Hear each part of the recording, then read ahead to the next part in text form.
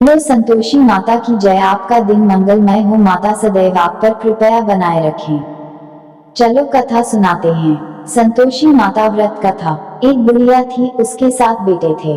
6 कमाने वाले थे जबकि एक निक्कमा था। बुढ़िया 6 बेटों की रसोई बनाती, भोजन कराती और उनसे जो कुछ जूठन बचती वह 7वें को दे देती। एक दिन वह पत्नी से बोला, देखो मेरी माँ को मुझ पर कितना प्रेम है। वह बोली, क्यों नहीं, सबका झूठा जो तुमको खिलाती है। वह बोला, ऐसा नहीं हो सकता है, मैं जब तक आंखों से न देख लूं मान नहीं सकता। बहू हंसकर बोली, देख लोगे तब तो मानोगे। कुछ दिन बाद त्योहार आया। घर में 7 प्रकार के भोजन और चूरमे के लड्डू बने। वह जांचने को सिर दुखने का बहाना कर पतला वस्त्र सिर पर ओढ़े रसोई घर में सो गया। वह कपड़े में से सब देखता रहा। 6 भाई भोजन करने आए। उसने देखा, माँ ने उनके लिए सुंदर आसन बिछा नाना प्रकार की रसोई परोसी और आग्रह करके उन्हें जमाया। वह देखता रहा। 6 भोजन करके उठे तब माँ ने उनकी झूठी थालियों में से लड्डुओं के टुकड़े उठाकर एक लड्डू बनाया। जूठन साफ कर बुढ़िया माँ ने उसे पुकारा, बेटा 6 भाई भोजन कर गए, अब तू ही बाकी है, उठ तू कब खाएगा। वह कहने लगा, माँ मुझे भोजन नहीं करना, मैं अब परदेश जा रहा हूँ। माँ ने कहा, कल जाता हो तो आज चला जा। वह बोला, हाँ आज ही जा रहा हूँ। यह कहकर वह घर से निकल गया। 7वें बेटे का परदेश जाना। चलते समय पत्नी की याद आ गई। वह गौशाला में कंडे उपले थाप रही थी।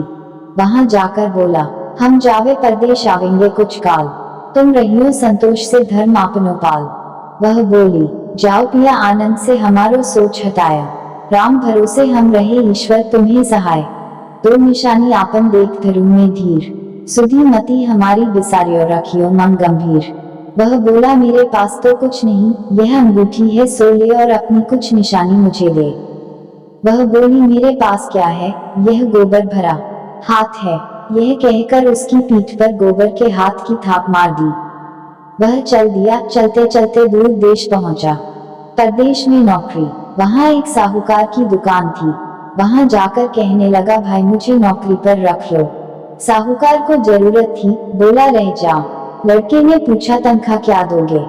साहूकार ने कहा, काम देखकर दाम मिलेंगे। साहूकार की नौकरी मिली। वह सुबह 7 बजे से 10 बजे तक नौकरी बजाने लगा। कुछ दिनों में दुकान का सारा लेन देन, हिसाब किताब, ग्राहकों को माल बेचना, सारा काम करने लगा। साहूकार के 7-8 नौकर थे, वे सब चक्कर खाने लगे, यह तो बहुत होशियार बन गया। सेठ ने भी काम देखा और 3 महीने में ही उसे आधे मुनाफे का हिस्सेदार बना लिया। वह कुछ वर्ष में ही नामी सेठ बन गया और मालिक सारा कारोबार उस पर छोड़कर चला गया। पति की अनुपस्थिति में सास का अत्याचार। इधर उसकी पत्नी को सास ससुर दुख देने लगे, सारी गृहस्थी का काम करा के उसे लकड़ी लेने जंगल में भेजते। इस बीच घर के आटे से जो भूसी निकलती उसकी रोटी बनाकर रख दी जाती और फूटे नारियल की नारेली में पानी। एक दिन वह लकड़ी लेने जा रही थी। रास्ते में बहुत सी स्त्रियां संतोषी माता का व्रत करती दिखाई दी। संतोषी माता का व्रत। वह वहां खड़ी होकर कथा सुनने लगी और पूछा, बहनों तुम किस देवता का व्रत करती हो और उसके करने से क्या फल मिलता है। यदि तुम इस व्रत का विधान मुझे समझाकर कहोगे तो मैं तुम्हारा बड़ा आसान मानूंगी। तब उनमें से एक स्त्री बोली, सुनो, यह संतोषी माता का व्रत है।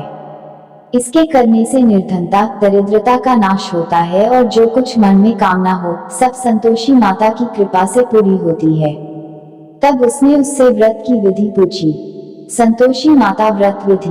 वह भक्तिनी स्त्री बोली, 1.25 आने का गुड़ चना लेना, इच्छा हो तो 5.25 आने का लेना या 1.25 रुपए का भी सहूलियत के अनुसार लाना। बिना परेशानी और श्रद्धा व प्रेम से जितना भी बन पड़े सवाया लेना। प्रत्येक शुक्रवार को निराहार रहकर कथा सुनना, इसके बीच क्रम टूटे नहीं, लगातार नियम पालन करना। सुनने वाला कोई न मिले तो घी का दीपक जला उसके आगे या जल के पात्र को सामने रखकर कथा कहना। जब कार्य सिद्ध न हो नियम का पालन करना और कार्य सिद्ध हो जाने पर व्रत का उद्यापन करना। 3 मास में माता फल पूरा करती है। यदि किसी के ग्रह खोटे भी हों तो भी माता वर्ष भर में कार्य सिद्ध करती है। फल सिद्ध होने पर उद्यापन करना चाहिए, बीच में नहीं। उद्यापन में 2.5 सेर आटे का खाजा तथा इसी परिमाण से खीर तथा चने का साग करना। 8 लड़कों को भोजन कराना, जहां तक मिले देवर जेठ भाई बंधु के हों, न मिले तो रिश्तेदारों और पास पड़ोसियों को बुलाना, उन्हें भोजन करा यथाशक्ति दक्षिणा दे माता का नियम पूरा करना। उस दिन घर में खटाई न खाना। यह सुन गुड़िया के लड़के की बहू चल दी। व्रत का प्रण करना और मां संतोषी का दर्शन देना। रास्ते में लकड़ी के बोझ को बेच दिया और उन पैसों से गुड़ चना ले माता के व्रत की तैयारी कर आगे चली और सामने मंदिर देखकर पूछने लगी, यह मंदिर किसका है? सब कहने लगे संतोषी माता का मंदिर है। यह सुनकर माता के मंदिर में जाकर चरणों में लौटने लगी। दीन हो विनती करने लगी, माँ मैं निपट अज्ञानी हूँ, व्रत के कुछ भी नियम नहीं जानती, मैं दुखी हूँ। हे माता जगत जननी मेरा दुख दूर कर, मैं तेरी शरण में हूँ। माता को दया आई। एक शुक्रवार बीता कि दूसरे को उसके पति का पत्र आया और तीसरे शुक्रवार को उसका भेजा हुआ पैसा आ पहुंचा। यह देख जेठ जिठानी मुंह से कोड़ने लगे। लड़के ताने देने लगे, काकी के पास पत्र आने लगे, रुपया आने लगा, अब तो काकी की खातिर बढ़ेगी। बेचारी सरलता से कहती, भैया कागज आवे रुपया आवे हम सब के लिए अच्छा है। ऐसा कहकर आंखों में आंसू भरकर संतोषी माता के मंदिर में आ मातेश्वरी के चरणों में गिरकर रोने लगी। माँ मैंने तुमसे पैसा कब मांगा है? मुझे पैसे से क्या काम है? मुझे तो अपने सुहाग से काम है। मैं तो अपने स्वामी के दर्शन मांगती हूँ। तब माता ने प्रसन्न होकर कहा, जा बेटी तेरा स्वामी आएगा। यह सुनकर खुशी से बावली होकर घर में जा काम करने लगी। अब संतोषी माँ विचार करने लगी, इस भोली पुत्री को मैंने कह तो दिया कि तेरा पति आएगा, लेकिन कैसे? वह तो इसे स्वप्न में भी याद नहीं करता। उसे याद दिलाने को मुझे ही जाना पड़ेगा। इस तरह माताजी उस बुढ़िया के बेटे के पास जा स्वप्न में प्रकट हो कहने लगी, साहूकार के बेटे सो रहा है या जागता है? वह कहने लगा, माता सोता भी नहीं जागता भी नहीं हूँ, कहो क्या आ गया है? माँ कहने लगी, तेरे घर बार कुछ है कि नहीं? वह बोला, मेरे पास सब कुछ है, माँ बाप है, बहू है, क्या कमी है? माँ बोली, भूले पुत्र तेरी बहू घोर कष्ट उठा रही है, तेरे माँ बाप उसे परेशानी दे रहे हैं। वह तेरे लिए तरस रही है, तू उसकी सुध ले। वह बोला, हाँ माता जी यह तो मालूम है, परंतु जाऊं तो कैसे?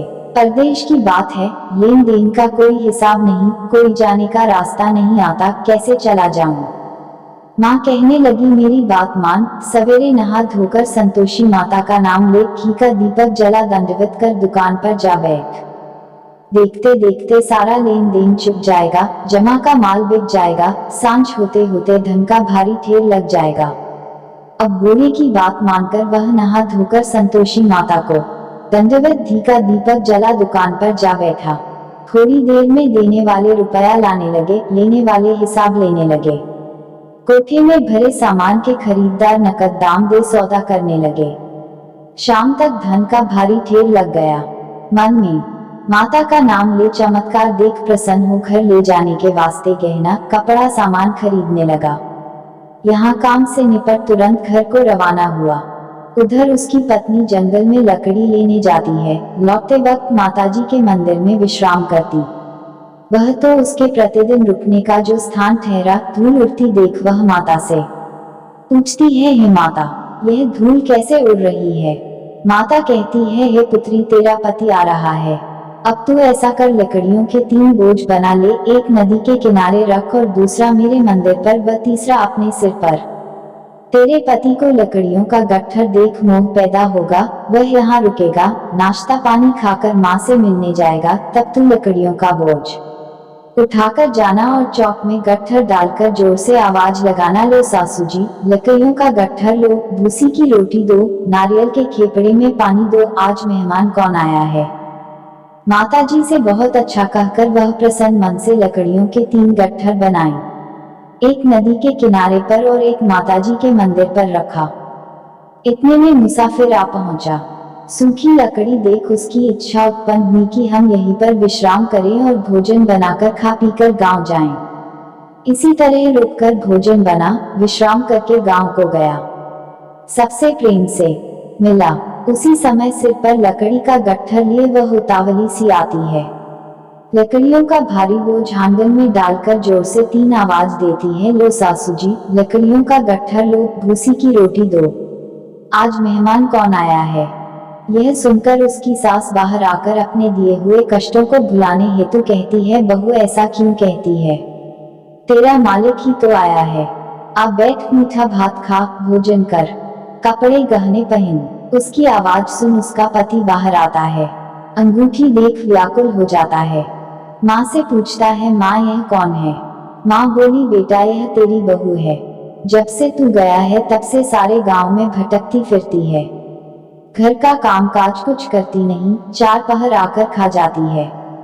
वह बोला, ठीक है माँ, मैंने इसे भी देखा और तुम्हें भी, अब दूसरे घर की ताली दो, उसमें रहूंगा। माँ बोली, ठीक है, जैसी तेरी मर्जी। तब वह दूसरे मकान की तीसरी मंजिल का कमरा खोल सारा सामान जमाया। एक दिन में राजा के महल जैसा ठाट बाट बन गया।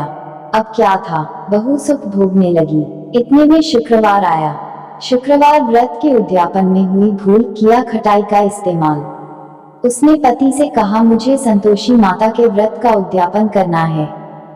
पति बोला, खुशी से कर लो। वह उद्यापन की तैयारी करने लगी। जेठानी के लड़कों को भोजन के लिए कहने गई। उन्होंने मंजूर किया, परंतु पीछे से जेठानी ने अपने बच्चों को सिखाया, देखो भोजन के समय खटाई मांगना, जिससे उसका उद्यापन पूरा न हो। लड़के जीवने आए खीर खाना, पेट भर खाया, परंतु बाद में खाते ही कहने लगे, हमें खटाई दो, खीर खाना हमको नहीं भाता, देखकर अरुचि होती है। वह कहने लगी, भाई खटाई किसी को नहीं दी जाएगी, यह तो संतोषी माता का प्रसाद है। लड़के उठ खड़े हुए, बोले, पैसा लाओ। बोली बहू कुछ जानती नहीं थी, उन्हें पैसे दे दिए। लड़के उसी समय हट करके इमली खटाई ले खाने लगे। यह देखकर बहू पर माताजी ने कोप किया। राजा के दूत उसके पति को पकड़ कर ले गए। जेठ जेठानी मन माने वचन कहने लगे, लूट लूट कर धन इकट्ठा कर लाया है, अब सब मालूम पड़ जाएगा जब जेल की मार खाएगा। बहू से यह सहन नहीं हुए। माँ संतोषी से मांगी माफी। रोती हुई माताजी के मंदिर गई, कहने लगी, हे माता, तुमने क्या किया? हंसाकर अब भक्तों को रुलाने लगी। माता बोली, बेटी तूने उद्यापन करके मेरा व्रत भंग किया है। वह कहने लगी, माता मैंने कुछ अपराध किया है, मैंने तो भूल से लड़कों को पैसे दे दिए थे, मुझे क्षमा करो, मैं फिर तुम्हारा उद्यापन करूंगी। माँ बोली, अब भूल मत करना। वह कहती है, अब भूल नहीं होगी, अब बतलाओ वे कैसे आवेंगे? माँ बोली, जा पुत्री, तेरा पति तुझे रास्ते में आता मिलेगा। वह निकली, राह में पति आता मिला। वह पूछी, कहाँ गए थे? वह कहने लगा, इतना धन जो कमाया है उसका टैक्स राजा ने मांगा था, वह भरने गया था। वह प्रसन्न हो बोली, भला हुआ, अब घर को चलो। कुछ दिन बाद फिर शुक्रवार आया। फिर किया व्रत का उद्यापन। वह बोली, मुझे फिर माता का उद्यापन करना है। पति ने कहा, करो। बहू फिर जेठ के लड़कों को भोजन को कहने गई। जेठानी ने 1-2 बातें सुनाई और सब लड़कों को सिखाने लगी, तुम सब लोग पहले ही खटाई मांगना। लड़के भोजन से पहले कहने लगे, हमें खीर नहीं खानी, हमारा जी बिगड़ता है, कुछ खटाई खाने को दो। वह बोली, खटाई किसी को नहीं मिलेगी, आना हो तो आओ। वह ब्राह्मण के लड़के लाकर भोजन कराने लगी। यथाशक्ति दक्षिणा की जगह 1-1 फल उन्हें दिया। संतोषी माता प्रसन्न हुई। संतोषी माता का फल, माता की कृपा होते ही 9वें मास में उसके चंद्रमा के समान सुंदर पुत्र प्राप्त हुआ। पुत्र को पाकर प्रतिदिन माता जी के मंदिर को जाने लगी। माँ ने सोचा, यह रोज आती है, आज क्यों न इसके घर चलूं। यह विचार कर माता ने भयानक रूप बनाया। गुड़ चने से सना मुख, ऊपर सूंड के समान होठ, उस पर मक्खियां भिन भिन कर रही थी। देहली पर पैर रखते ही उसकी सास चिल्लाई, देखो रे, कोई चुड़ैल डाकिन चली आ रही है, लड़कों इसे भगाओ, नहीं तो किसी को खा जाएगी। लड़के भगाने लगे, चिल्लाकर खिड़की बंद करने लगे। बहू रोशनदान में से देख रही थी, प्रसन्नता से पगली बन चिल्लाने लगी, आज मेरी माता जी मेरे घर आई है। वह बच्चे को दूध पीने से हटाती है। इतने में सास का क्रोध फट पड़ा। वह बोली, क्या उतावली हुई है, बच्चे को पटक दिया। इतने में माँ के प्रताप से लड़के ही लड़के नजर आने लगे।